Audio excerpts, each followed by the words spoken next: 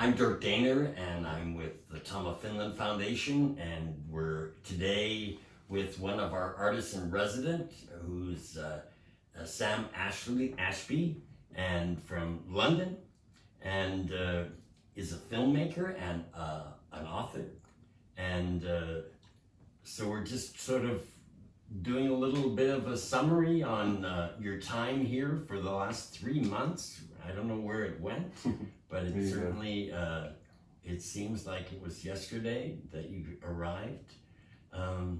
Sam, can you sort of give me a summary of what you've been up to while you've been here over the last 3 months? Sure. The project I proposed that I've been kind of working on while I've been here is kind of a research / film study, I guess, of this character, Purusha, who was a Benedictine monk in on the East Coast in the 60s and 70s, before he became a filmmaker in New York. He came out as gay and became a gay filmmaker making a film called A Very Natural Thing. The film was a fairly standard kind of attempt at a gay mainstream romance movie.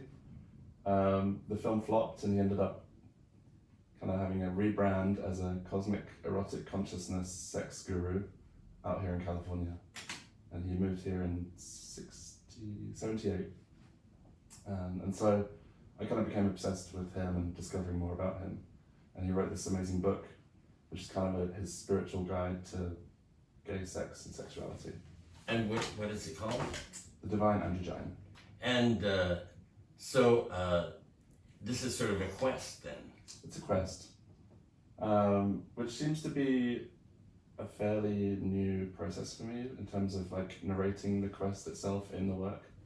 I did a project back in 2018 and 19 with a gallery in the Netherlands, and that one was exploring a fetish club that had closed down in the town 10 years before I arrived. And so I went on this kind of detective quest there to discover what had happened to the club and to try and kind of build an archive of material from the club. And so how would you summarize your time in California? Because you've been traveling quite a bit while you've been here, right? Yeah, probably more than other residents, I guess. I've kind of had to travel because so many people that have been connected to the story have been kind of dotted around, not only California, but also New Mexico. So. And did you go, so were you in New York also? New York, I was there for my book that I'm doing. Got it. That just, yeah, which is this book. Yeah, Little Joe. And since we're on the subject of Little Joe, can you tell us why is it titled Little Joe? It's inspired by Joe D'Alessandro, the actor and model, who obviously started with Bob Mizer and then became one of Andy Warhol's superstars. And I'd seen a film of his, Flesh or Trash, one of those Warhol and Paul Morrissey movies. Right. And that had kind of inspired the whole project. It's essentially a kind of, it started as a zine exploring kind of underground queer cinema. He's been here to the house, you know. He has? I didn't ever think to tell you that because, yeah, years ago, but yeah, I sat with him on the front porch with Sharp and I. Amazing. Yeah.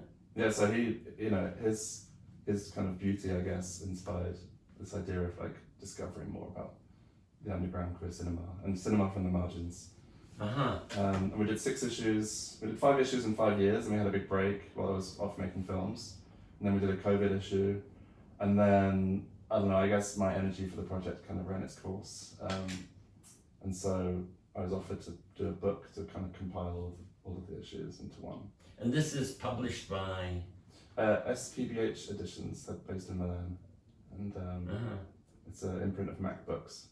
So it's pretty exciting for a pretty underground zine that had very limited distribution. It's now going to be everywhere, which is amazing. Wow. Yeah. Pretty amazing, actually. Yeah. Yeah, it's exciting. So, by the completion of you have a rough cut, or you have parts of the film that you've done? Yeah. So I was filming on 16mm. I learned how to use a Bolex while I was here, so that was also part of this whole process for me. I'd shot films previously on 16, but always worked with a camera person. I was always a little scared of. Right.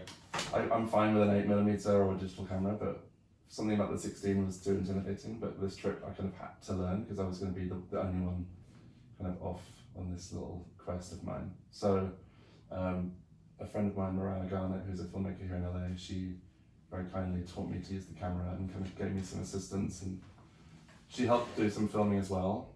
But once I kind of got my confidence, I then went off and was off on the road filming. In New Mexico, I take it. In New Mexico and San Francisco and San Diego. All right. Yeah. So these were all kind of nexus points on this research trail. And I've been out in California in the end of last year, kind of beginning the journey. And so I kind of retraced some of my steps and refilmed some of those kind of interactions that I had then with some of these people that are very much part of this story. Will it be a short? I don't know yet. Really? I don't have, because it's 16, the material is very precious. So Right. one reel is like 2.5 minutes. I think I've shot 14 reels so far. I'm going to shoot a couple more before I leave. Right. I'm also going to be interweaving it with archive material that I've been discovering. So Do you fall in love with the color? I love it. Yeah, it's beautiful. Yeah. That's incredible. And the materiality of it, just there's a soul to the image that I think is different, and the fact that I'm so precious about what I'm filming, I think it kind of holds something special for me. I'm having these very intimate moments with people, taking up their time, and they're inviting me into their homes often. And so the camera, it's kind of it doesn't feel as intimidating. It's maybe like one of these kind of more digital things. I think people are more intrigued by it, and I think it takes it takes a long time to kind of do a very short amount of material. But Yeah. I think for that reason it kind of It's sort of precious. yeah. Yeah. Wow. And it is not audio. It's only. It's just, yeah, exactly. So it's a Clockwork Camera, so Right. I actually wind it up for 30 seconds of time. Time. Yeah. And then the audio I've been recording some kind of soundscapes with my voice recorder. Yeah. And then I'll be doing interviews. So I've got like a whole load of interviews that I've been doing, both through the phone, on Zoom, and then in person. So there's kind of I'll be interweaving the interviews with the footage and then archive material that I've been finding. So it'll kind of be it won't be a traditional documentary, but it'll be kind of a loose portrait. Do you envision it going to festivals or? I would love that. I mean, I do have an exhibition in London in September, so that will be the kind of the first At a point. gallery At or? a gallery, yeah, San May in London, in Brixton. And that is kind of in a way, it's like a research show. I'm kind of exposing my research process in that space. So it might be that I have a kind of rough collection, like a rough cut of material to show there. I'm not sure if I'll have a final film. January? Maybe. That's in September. Oh. But maybe that'll be something finished for January. Uh-huh. Yeah. Well, we should talk about that for the Art and Culture Festival. Yeah, that'd be amazing. So I love that. maybe we need to connect Richie into this. He's already, we've been chatting. Yeah? Yeah. Okay, good. So, how's your time been here? It's been amazing. I mean, I've been to LA 3 times before I came. And I have some friends in town, so it felt like I just kind of slotted right into life here. Uh-huh. The house is kind of like a domestic space, so I felt like at home pretty quickly. It's been like an amazing process to kind of be here in this like almost a living museum with its own archive and library. So for me, that's kind of heavenly to just be digging through this material and living amongst it. And I've really loved our time together. And I know we've both been pretty busy and in and out, but I feel like it's been amazing to kind of just hang. And I have to say, and I commented to you recently about just your relationship with Frank, another artist from Argentina. Yep. And I mix him because he's really Colombian, but he lives in Argentina. So what does that mean? I'm Canadian or living in Canada? Yeah, Frank's Colombian and lives in Argentina. Yeah. Yeah, I mean, it's like amazing to be, because my first month I was here alone. Yes. I mean, I wasn't alone, I was with you guys, but there was no other artists. Right. And so it was kind of amazing to then have another artist to hang out with and Yes. just like share the time in LA. So we've been buddying up with Frank, and now Pei is here for the last month. So yeah, that's been an amazing part of the residency for sure. And an integral part of all residencies, I think, is that kind of interaction. With other artists. Absolutely. I really feel it is the gem of it all.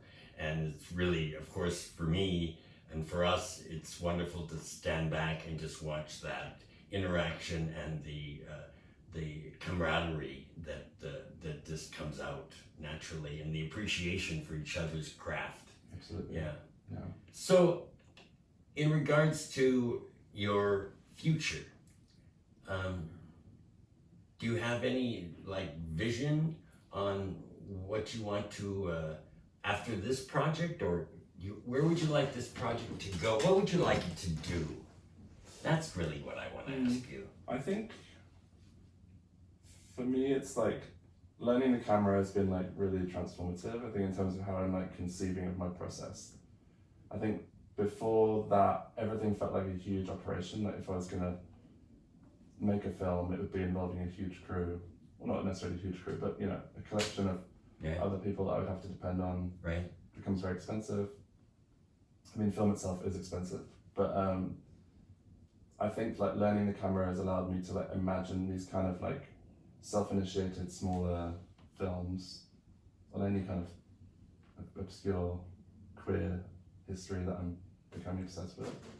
And in a way, that's kind of how this one comes about. I kind of get these little ideas stuck in my head and start digging, and they reveal themselves to me either as films or as articles or as something else. But so I feel like now I kind of have this feeling that there will be more projects like this that I can kind of develop in a more monastic way, I guess. So the spirituality of this, I mean, it is, I mean, I think his design was for it to have an awakening, right? Yeah, and I think this is something that I think in the book is very clear. He's really trying to kind of help the reader kind of remove the oppression of society that we're under, and it's kind of a very sex positive outlook, which makes sense for the time it was written, pre-AIDS. And I think now again we're kind of coming back into this moment of very sex positive, sex positivity. So it kind of feels like this story, it was cut short because he died in the 80s in the midst of the AIDS crisis, and the book kind of fell into obscurity. It's now a very rare object and people spend lots of money on it online, but I think there's something about this story, for me, the connection to spirituality, that I think so many queer people kind of feel they have to separate themselves from, because religion oppresses us historically, right? Yes. But I think as I've gotten older, I've kind of been, I guess, exploring a personal spirituality, and this book really spoke to that for me. He's drawing on lots of different religions and esoteric texts, right. Tantra, Jungian psychology, things that are kind of both repellent to me, like Christian doctrines, but he's kind of drawing the I guess the archetypal from that and spinning it in a way that feels quite exciting. And he's particularly bold, I guess, in his vision of sexuality, and I think that's something that I think we're now experiencing more of. I think that it's needed and wanted, I think. Yeah, there's on the one hand, there's so much kind of Puritanism that's happening at the moment. So it's almost like bringing this into that Puritan space is it feels exciting and risky. So would you like to see this actually be a tool to... I don't know how much I kind of want to give people the opportunity to kind of take what they want. Yeah, I think so. Right. And I don't want it to just be a celebration of this. I think he's a complicated character, and I think I kind of want to I want to give a kind of a balanced perspective on it. Some people think he was a kind of a wannabe cult leader, you know, Uh-huh. which is kind of fascinating to me. Yes. I mean, and still could be. Yeah. Exactly. In a good way. Yeah. In a positive way. So is there anything else that you would like to share with our viewing public? And this is an opportunity for you to have a platform to speak to the viewers and share or placate or anything else that you would like to. Really just the book, like just buy the book. Yes. I'm very proud of it. It's years of work. How many years? With many amazing contributors. From 2008 is when I had the idea. And then the first issue came out in 2010. So, you know. So It's been a while. It's A while in the making. And you're actually, well, we know you're doing book signings and that. Yeah, we have a launch here next week. I mean, that'll be gone by the time this is going online, but we're doing an event here in LA at 2220 Arts and Archives, which is a great space. And people can get Little Joe by going online. Is it available? It's available online, yeah. Yeah. They can find it online, for Okay. sure, through MacBooks. And yeah. Are we going to have a copy for our library? This is the This is copy. it, huh? Yeah, Well, let's hope you'll sign it with pleasure. and make it personal to our own wonderful library. And well, I guess that's really the nutshell of our interview. I just want to share with you that it's been a joy to have you Thank you. around, and for your.